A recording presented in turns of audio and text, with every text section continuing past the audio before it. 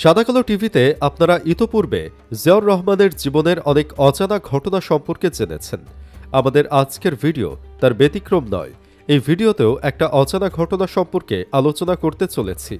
একদিন জিয়াউর রহমান এক কৃষককে কষিয়ে থাপ্পড় মারলেন, কিন্তু কেন? চলুন জেনে নেওয়া যাক। বিখ্যাত সাংবাদিক মাহফুজুল্লাহ তার লেখা প্রেসিডেন্ট জিয়া বইয়ে জিয়ার সাথে ঘটে যাওয়া একটি চমকপ্রদ ঘটনার বর্ণনা দিয়েছেন। তখনও দেশ ভাগ হয়নি। একবার কুমিল্লায় সেনাবাহিনীর শীতকালীন মহড়ার অংশ হিসেবে জিয়া এক কৃষকের গোয়ালঘরে অবস্থান নিলেন। মূলত কিভাবে প্রতিকূল পরিবেশে টিকে থাকতে হয় তা ছিল গোয়ালঘরে অবস্থান নেওয়ার মূল উদ্দেশ্য। সারা রাত গোয়ালঘরে থাকার পর সকালে খুব পিপাসা পেল জিয়ার। তিনি ওই বাড়ির কৃষকের কাছে পানি চাইলেন। কৃষক এক গ্লাস পানি নিয়ে দৌড়ে ফিরে এলেন আর উর্দুতে বললেন, লিজিয়ে হুজুর।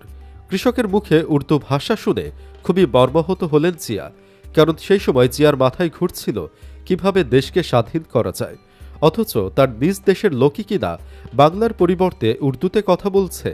জিয়া মনে ভাবতে লাগলেন, যে ভাষার জন্য কত মানুষ শহীদ হলো, আর এই কৃষক কিনা স্বেচ্ছায় উর্দু বলছে। হয়তো কৃষকটি ভেবেছিল সেনাবাহিনীর লোক হলেই তাদের সাথে উর্দুতে কথা বলতে হয়, অথচ লোকটি জানত জিয়াউর রহমান একজন বাঙালি। এরপর রেগে গিয়ে জিয়া বললেন, আমি তোমার কাছে বাংলায় পানি চাইলাম, আর তুমি কিনা উর্দুতে কথা বলছো। এরপর রেগে গিয়ে পানি না খেয়ে ওই কৃষককে থাপ্পড় দিয়ে দেন জিয়া। থাপ্পড় খেয়ে ওই চাষি ভড়কে যান। জিয়াও কিছুটা লজ্জিত হয়ে যান আর ভাবতে থাকেন, এভাবে থাপ্পড় দেওয়াটা ঠিক হয়নি। এরপর হাত ধরে চাষির কাছে ক্ষমা চেয়ে বললেন, আর কখনো যেন উর্দু না বলেন। এই ঘটনা প্রমাণ করে মাতৃভাষা বাংলার প্রতি তার কতখানি ভালোবাসা ছিল। জিয়াউর রহমান বাংলাদেশের একজন অন্যতম শ্রেষ্ঠ সন্তান এবং বীর উত্তম খেতাবে ভূষিত এক মহান নেতা। 1936 সালের 19 জানুয়ারি বগুড়ার বাগবাড়ি গ্রামে জন্মগ্রহণকারী এই ব্যক্তিত্বের সামরিক জীবন শুরু হয়েছিল 1953 সালে কাকুল মিলিটারি একাডেমিতে। একজন চৌকস ও সৎ অফিসার হিসেবে তিনি দ্রুতই সবার দৃষ্টি আকর্ষণ করেন। 1971 সালে জাতির এক গুরুতর ক্রান্তিকালে কালুরঘাট বেতার কেন্দ্র থেকে তার স্বাধীনতার ঘোষণা এদেশের মানুষের মনে নতুন করে আশার সঞ্চার করে। পরবর্তীতে 1975 সালের 15ই আগস্টের পর দেশের রাজনৈতিক অস্থিরতার সময় তিনি সিপাহী জনতার এক অভ্যুত্থানের মধ্য দিয়ে বাংলাদেশের রাজনীতির ভরকেন্দ্রে নিজেকে প্রতিষ্ঠিত করেন। 1981 সালে শাহাদাত বরণের মধ্য দিয়ে তার শাসনামলের অবসান ঘটে। রাষ্ট্রপতি হিসেবে জিয়াউর রহমান শুধুমাত্র রাজনীতি, অর্থনীতি এবং পররাষ্ট্রনীতিতে তার কৃতিত্বের স্বাক্ষর রাখেননি, বরং বাংলাদেশের সাংস্কৃতিক উন্নয়ন ও অগ্রগতিতেও তার বলিষ্ঠ ভূমিকা ও অবদান অনস্বীকার্য। একজন সংস্কৃতিমনা এবং দূরদৃষ্টিসম্পন্ন মানুষ হিসেবে তিনি জাতীয় জীবনে সংস্কৃতি চর্চার গুরুত্ব উপলব্ধি করেন এবং এর উন্নয়ন ও বিকাশে নানা ধরনের উদ্যোগ গ্রহণ ও বাস্তবায়ন করেন। জিয়াউর রহমান ছিলেন বাংলাদেশি জাতীয়তাবাদের প্রবক্তা, যা ছিল এক নতুন রাজনৈতিক দর্শন। এই জাতীয়তাবাদে তিনি ধর্ম, বর্ণ, লিঙ্গ ও সংস্কৃতি নির্বিশেষে সব নাগরিকের ঐক্য ও সংহতির ওপর গুরুত্ব আরোপ করেন। তিনি বিশ্বাস করতেন, আমাদের সংস্কৃতি আমাদের দেশজ কৃষ্টির ধারক ও বাহক এবং এর রয়েছে এক অনন্য সাধারণ ঐতিহ্য। 1981 সালের 8 জুলাই দৈনিক বাংলা পত্রিকায় প্রকাশিত বাংলাদেশি জাতীয়তাবাদ শীর্ষক এক নিবন্ধে জিয়াউর রহমান তার এই দর্শন তুলে ধরেন। তিনি বলেন, আমাদের আশা আকাঙ্ক্ষা, উদ্দীপনা, আন্তরিকভাবে ধারক ও বাহক আমাদের নিজস্ব কৃষ্টি ও সংস্কৃতি। তিনি আরও উল্লেখ করেন, আমাদের মহান স্বাধীনতার যুদ্ধ এদেশের সংস্কৃতিকে দিয়েছে দুর্বার শক্তি। এই চেতনার আলোকে তিনি আমাদের সংস্কৃতির নিজস্ব সত্তা ও বৈশিষ্ট্যকে আরও মহিমান্বিত করার ব্যাপারে তার দৃঢ় প্রত্যয় ব্যক্ত করেন। তিনি মনে করতেন, প্রতিটি জাতির মনন ও রুচির বহিঃপ্রকাশ ঘটে তার সংস্কৃতির মধ্য দিয়ে।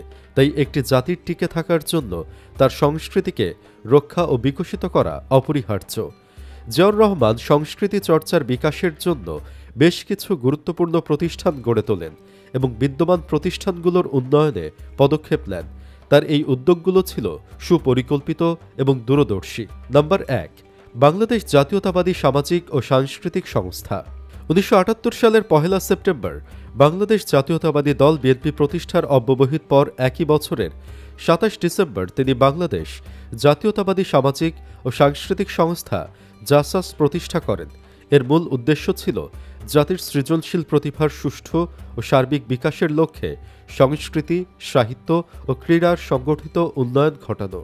বিএনপির প্রতিষ্ঠাকালীন ঘোষণাপত্রের ২৮ নম্বর ধারায় এই অঙ্গীকার স্পষ্টভাবে ব্যক্ত করা হয়েছিল, যেখানে বলা হয় যে দেশের প্রতিটি এলাকায় সংস্কৃতি ও ক্রীড়া কেন্দ্র গড়ে তোলা হবে এবং জীবনমুখী লোকপ্রচেষ্টা ও প্রতিভাশীল ব্যক্তি ও গোষ্ঠীকে প্রয়োজনীয় সহায়তা দেওয়া হবে। নম্বর ২, বাংলা একাডেমি। শহীদ জিয়া বিশ্বাস করতেন যে বাংলা ভাষা ও সাহিত্য আমাদের জাতীয় পরিচয়ের ও আত্ম উপলব্ধির অবিচ্ছেদ্য উপাদান। তাই তিনি বাংলা ভাষা ও সাহিত্যের উন্নয়নে নিয়োজিত সর্ববৃহৎ গবেষণা প্রতিষ্ঠান বাংলা একাডেমির উন্নয়নে যথাযথ ব্যবস্থা গ্রহণ করেন। ১৯৭৮ সালের ৬ জুন তিনি দ্য বাংলা একাডেমি অর্ডিন্যান্স ১৯৭৮ জারি করেন, যা বাংলা একাডেমির পরিচালনার ক্ষেত্রে একটি গুরুত্বপূর্ণ আইনি কাঠামো হিসেবে আজও কাজ করছে।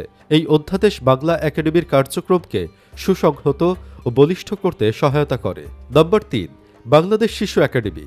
তিনি শিশুদের মানসিক ও সৃজনশীল প্রতিভা বিকাশের লক্ষ্যে ১৯৭৬ সালে রাষ্ট্রপতির এক অধ্যাদেশ বলে একটি জাতীয় প্রতিষ্ঠান হিসেবে বাংলাদেশ শিশু একাডেমি প্রতিষ্ঠা করেন। শিশুদের মেধা ও মননের বিকাশে এই প্রতিষ্ঠানটি বছরব্যাপী যেসব কার্যক্রম পরিচালনা করে তার মধ্যে সবচেয়ে উল্লেখযোগ্য হল জাতীয় শিশু পুরস্কার প্রতিযোগিতা, যার দ্বার তিনি ১৯৭৮ সালে উন্মোচন করেন। নম্বর ৪, শিশু পার্ক ও নতুন কুড়ি। কোমলমতি শিশুদের বিনোদনের কথা চিন্তা করে তিনি ১৯৭৯ সালে ঢাকার প্রাণকেন্দ্র শাহবাগে একটি শিশু পার্ক প্রতিষ্ঠা করেন, যা আজও শিশুদের একটি প্রিয় স্থান। এছাড়া তিনি বাংলাদেশ টেলিভিশনে নতুন কুড়ি নামক একটি সাংস্কৃতিক প্রতিযোগিতার আয়োজন করেন। এই প্রতিযোগিতার মাধ্যমে এমন অনেক প্রতিভার জন্ম হয় যারা আজ বাংলাদেশের সংস্কৃতি অঙ্গনে স্বমহিমায় উজ্জ্বল এবং দেশের সাংস্কৃতিক বিকাশে অনবদ্য অবদান রেখে চলেছেন। নম্বর ৫, ক্ষুদ্র নৃগোষ্ঠীর সাংস্কৃতিক ইনস্টিটিউট। বাংলাদেশে বসবাসকারী বিভিন্ন ক্ষুদ্র নৃগোষ্ঠীর নিজস্ব সংস্কৃতি যেন হারিয়ে না যায় সে বিষয়ে জিয়াউর রহমান সচেতন ছিলেন। তাই তিনি এই সংস্কৃতির সংরক্ষণ ও প্রচার প্রসারের লক্ষ্যে রাঙামাটিতে উপজাতীয় সাংস্কৃতিক ইনস্টিটিউট এবং নেত্রকোনার দুর্গাপুরের বিরিশিরিতে উপজাতীয় কালচারাল একাডেমি প্রতিষ্ঠা করেন। জিয়াউর রহমান বাংলাদেশের সংস্কৃতি অঙ্গনের আরও অনেক ক্ষেত্রে গুরুত্বপূর্ণ অবদান রাখেন। নম্বর ১, চলচ্চিত্র শিল্প। বাংলাদেশের চলচ্চিত্র শিল্পের বিকাশের লক্ষ্যে তিনি ঢাকার অদূরে গাজীপুরের একটি চলচ্চিত্র নগরী ফিল্ম ইনস্টিটিউট ও আর্কাইভ প্রতিষ্ঠা করেন। এছাড়া তিনি সৃজনশীল ও উন্নতমানের চলচ্চিত্র নির্মাণে রাষ্ট্রীয় পৃষ্ঠপোষকতা প্রদান করেন এবং জাতীয় চলচ্চিত্র পুরস্কার প্রদান অব্যাহত রাখেন, যা আজও দেশের চলচ্চিত্র নির্মাতাদের জন্য এক বড় অনুপ্রেরণা। নম্বর ২, গণমাধ্যম। সংবাদপত্র ও গণমাধ্যমের বিকাশের জন্য তিনি প্রেস ইনস্টিটিউট অব বাংলাদেশ প্রতিষ্ঠা করেন, যা সাংবাদিকদের প্রশিক্ষণ ও উন্নয়নে গুরুত্বপূর্ণ ভূমিকা রাখে। তার আমলে বাংলাদেশ টেলিভিশনের রঙিন ট্রান্সমিশন চালু হয়, যা সাংস্কৃতিক উপস্থাপনাগুলোকে আরও প্রাণবন্ত করে তোলে এবং সাধারণ মানুষের কাছে সংস্কৃতির প্রচার বাড়ায়। নম্বর ৩, পদক প্রবর্তন। শিক্ষা ও সংস্কৃতি সহ জাতীয় জীবনের বিভিন্ন ক্ষেত্রে অবদানের জন্য তিনি ২১ পদক ও স্বাধীনতা পদক প্রবর্তন করেন, যা আজও দেশের সর্বোচ্চ বেসামরিক সম্মাননা হিসেবে বিবেচিত। এই পদকগুলো গুণীজনদের কাজের স্বীকৃতি দিয়ে তাদের আরও উৎসাহিত করে। নম্বর ৪, জাদুঘরের উন্নয়ন। বাংলাদেশের ঐতিহাসিক, প্রত্নতাত্ত্বিক, নৃতাত্ত্বিক, শিল্পকলা ও প্রাকৃতিক ইতিহাস সম্পর্কিত নিদর্শনাদি সংগ্রহ, সংরক্ষণ ও গবেষণার উদ্দেশ্যে প্রতিষ্ঠিত বাংলাদেশ জাতীয় জাদুঘরের উন্নয়নে তিনি নানা পদক্ষেপ নিয়েছিলেন। একজন সফল রাষ্ট্রনায়ক হিসেবে জিয়াউর রহমান শুধু রাজনীতি, প্রশাসন, অর্থনীতি ও পররাষ্ট্রনীতিতে তার কৃতিত্বের স্বাক্ষর রাখেননি, বরং স্বাধীন বাংলাদেশের সাংস্কৃতিক উন্নয়ন ও অগ্রগতিতেও তার বলিষ্ঠ ভূমিকা ও অবদান রেখে গেছেন। প্রিয় দর্শক, প্রেসিডেন্ট জিয়াকে কেমন লাগে আপনার কাছে কমেন্ট করে জানিয়ে দিন। ভিডিও ভালো লাগলে লাইক দিন এবং শেয়ার করুন, আর অবশ্যই চ্যানেলটি সাবস্ক্রাইব করুন।